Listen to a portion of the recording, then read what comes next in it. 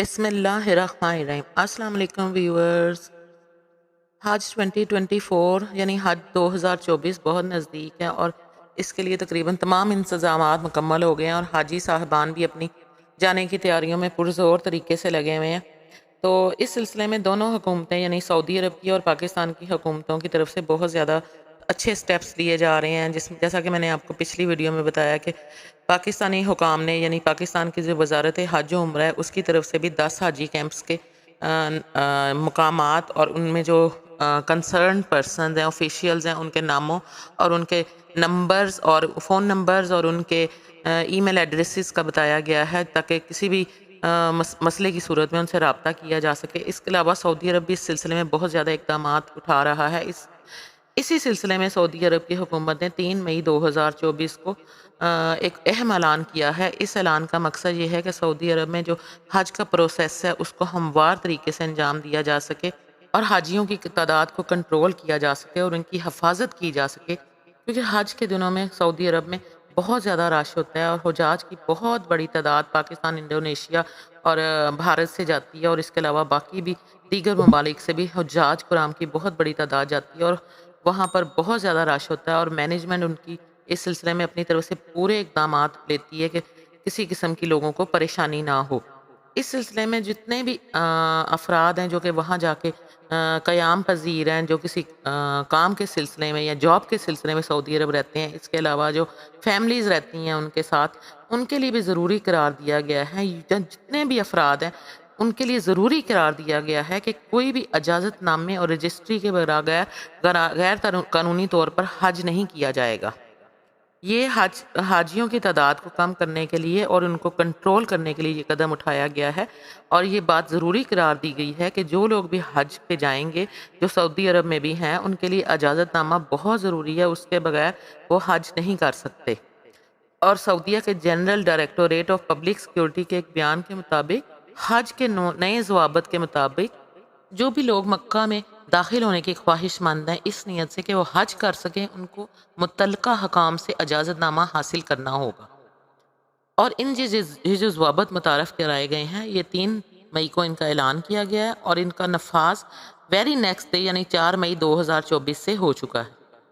تو اس سلسلے میں جتنی بھی سیکیورٹی چوکیاں جو کہ مکہ مکرمہ کی طرف جاتی ہیں ان پر سعودی سیکیورٹی اہلکار بغیر اجازت کے کسی بھی شخص کو داخلے سے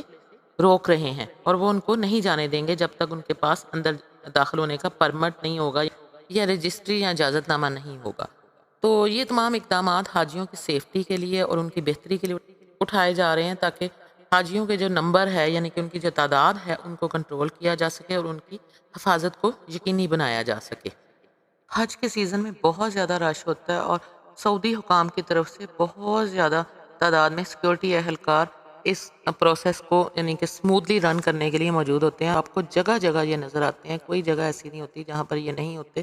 اور یہ اپنا کام بڑی محنت، بڑی تندہی سے انجام دیتے ہیں، اور یہ ان کی ڈیوٹی ہوتی ہے۔ بعض اوقات ہم لوگ برا منا جاتے ہیں کہ ہم ادھر سے نہیں جانے دیتے یا ادھر سے نہیں جانے دیتے یا رستے روک دیتے ہیں۔ اس کا مقصد یہی ہے کہ کسی بھی تصادم سے بچا جا سکے۔ اور جیسا کہ آپ جانتے ہیں کہ کچھ سال پہلے جمرات کے مقام پر بھی حاجیوں کی بہت بڑی تعداد کو ایک حادثہ پیش آیا تھا، جس کے نتیجے میں بہت سے حاجی صاحبان شہید ہو گئے تھے۔ جمرات کے مقام پر یہ جو حادثہ پیش آیا تھا یہ بھی اسی وجہ سے پیش آیا تھا کہ ایک گروپ جو جا رہا تھا وہ غلط ڈائریکشن میں چلا گیا تھا، تو جس کی وجہ سے یہ حادثہ پیش آیا تھا۔ تو یہ جو چھٹتے ہوتے ہیں، یہ جو بھی آپ کو منع کرتے ہیں، یہ آپ کی بھلائی کے لیے منع کرتے ہیں۔ آپ اس چیز کو دیکھیں کہ جب آپ مزدلفہ سے بھی جاتے ہیں، جب مزدلفہ میں آپ رات گزار کے صبح فجر کی نماز پڑھنے کے بعد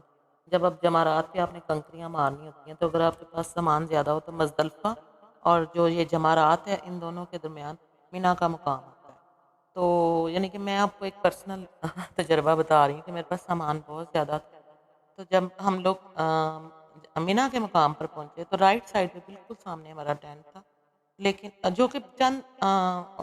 قدموں کے فاصلے پہ تھا، لیکن انہوں نے وہاں سے جانے کا رستہ روک دیا تھا۔ ہم نے انہیں بڑا کہا کہ ہم نے 1-2 لوگ ہیں، آپ ہمیں جانے دیں، لیکن انہوں نے وہاں سے نہیں جانے دیا، اور جب ہم اوپر سے گھوم کے برج کی سائڈ سے آئے تو وہ تقریباً 2 کلومیٹر زائد فاصلہ تھا، اور پھر ہم نے سامان وہاں پہ رکھا مینا کے کیمپ میں، اور پھر دوبارہ کنکریاں مارنے کے لیے جمرات گئے۔ تو اس لیے میں نے آپ کو کہا تھا کہ آپ سامان ہلکا لے کے جائیے گا، کم لے کے جائیے گا، اور خاص طور پہ مزدلفہ میں آپ نے ٹائروں والا بیگ ضرور لے کے جانا ہے جس کے نیچے 4 ٹائر لگے ہوں، تاکہ آپ سامان اٹھانے کے لیے کسی قسم کی دقت کا سامنا نہ کرنا پڑے، کیونکہ یہ بھی ہوتا ہے وہاں پر یہ بھی ہے سہولت، میں آپ کو بتاتی چلوں کہ جب آپ مزدلفہ سے منا آ رہے ہوتے ہیں تو راستے میں کچھ بلڈنگز بنی ہوئی ہے جہاں پر آپ ٹوکن آپ کو دیتے ہیں، اور جہاں آپ اپنا سامان رکھوا سکتے ہیں۔ لیکن اس میں یہی بات آتی ہے کہ جہاں آپ نے اپنا سامان وہاں رکھوا کے جانا ہے اور آپ نے آگے چلے جانا ہے،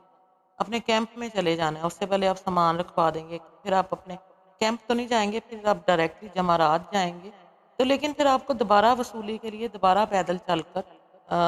اسی مقام پر جانا پڑے گا جہاں آپ نے اپنا سامان جمع کروایا تھا۔ اس لیے کسی بھی پریشانی سے بچنے کے لیے بہتر یہی ہے کہ آپ کم سامان لے کر جائیں، اور اس کے لیے آپ ٹائروں والا بیگ لے کر جائیں تو آپ بہت آسانی سے اپنا یہ سفر طے کر سکیں۔ اللہ تعالیٰ آپ کے اس مبارک سفر کو آپ کے لیے آسان اور رحمتوں والا بنائے، اور آپ اللہ تعالیٰ کی امان میں رہیں، صحت مند رہیں، اور اپنے تمام مناسک حج صحت و تندرستی کے ساتھ آسانی سے ادا کر سکیں۔ جزاک اللہ۔ اللہ کی امان میں رہیں۔ اگر یہ میری ویڈیو پسند آئی ہو تو اس کو لائک کر دیجیے گا، ویڈیو کو آگے اپنے عزیزوں رشتہ داروں کے ساتھ شیئر کر دیجیے گا، اور میرے چینل کو سبسکرائب کر دیجیے گا۔ جزاک اللہ۔ اللہ حافظ۔